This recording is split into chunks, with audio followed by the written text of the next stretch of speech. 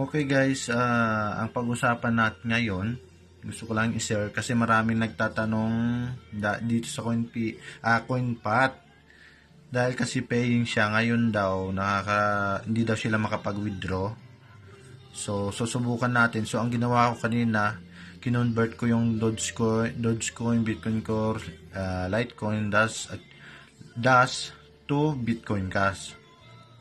So, susubukan natin ngayon kung mawi-withdraw nga natin to or hindi. So, withdraw, click natin yung withdraw Bitcoin Cash. Yan. So, withdrawal Bitcoin Cash address. So, pupunta tayo sa CoinPH.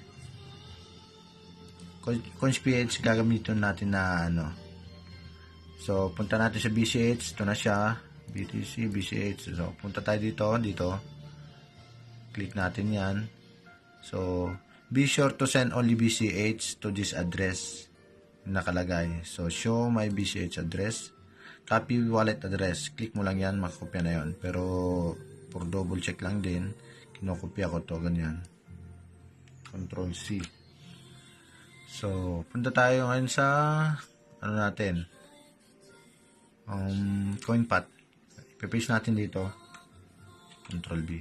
So, mas nakalagay sa baba nito, must be a valid wallet address. So, bakit ganon? So, ito nga yung yung problema kung bakit hindi sila makapag-withdraw.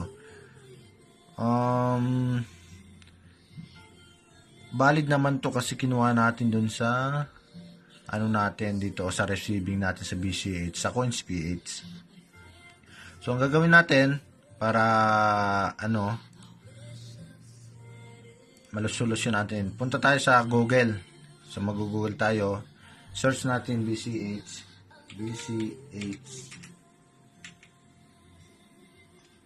converter. BCH converter. Yan. Enter lang natin. Okay. So, convert. Diyan. Ay, ito. Cash address. Ito. Yan. Paste lang natin dito. Subukan natin to kung pwede siya. Enter, nakalagay dito, enter a Bitcoin Cash address below to convert into either the new cash address format or legacy format.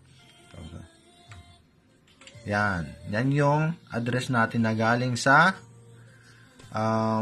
coins.ph. So, pumunta tayo sa legacy na to. Sa legacy, itong legacy ang kailangan natin O, yan na yun. Ibig sabihin niya na yung address. Okay. Kopya natin yan. Punta tayo doon sa CoinPat. Okay. Subukan lahat natin ito. Press lang natin.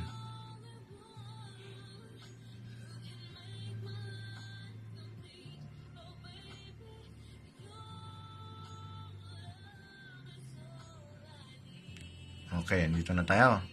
So, ilalagay natin ulit dito yung nanggaling doon, yung kinonvert natin. Ito, dapat dito nyo yung kukupin yung legacy, Yan yung kailangan natin. So, balik na tayo doon sa CoinPat natin.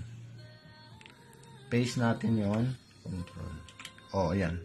Ayun siya, nag-green na siya. Withdrawal Bitcoin Cash address. Ito na siya. Accepted. Okay, so, withdrawal amount. Click lang natin yung maximum. Ayan, para lahat mai-withdraw. So, yung natin, yung password natin. So, ayan, yung password natin. So, human verification. Ayan. Okay. So, withdraw na natin. Click natin. Please confirm that you wish to withdraw 0.003124337 BCH to. There is no fee for this withdrawal. Confirm.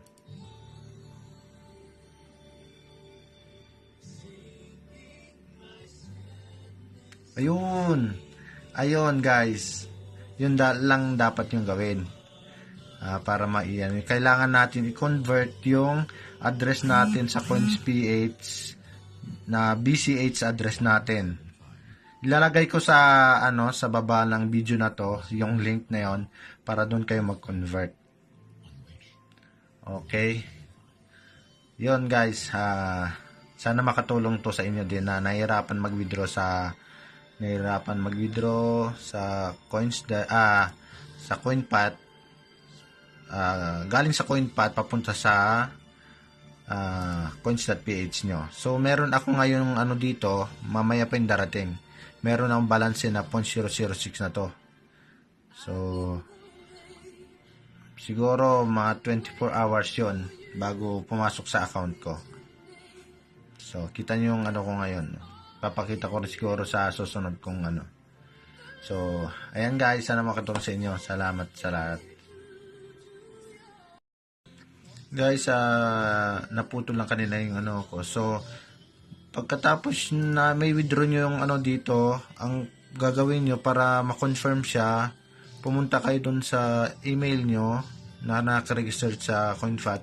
So, i-click nyo lang tong confirmation. To confirm this withdrawal, please click the following confirmation link. So, i-click nyo lang, may lalabas na ganito.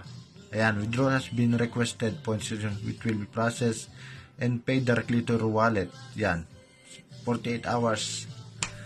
So, 48 hours siya, sabihin 2 days. Okay, guys. So, yan. Na-i-withdraw ko na siya.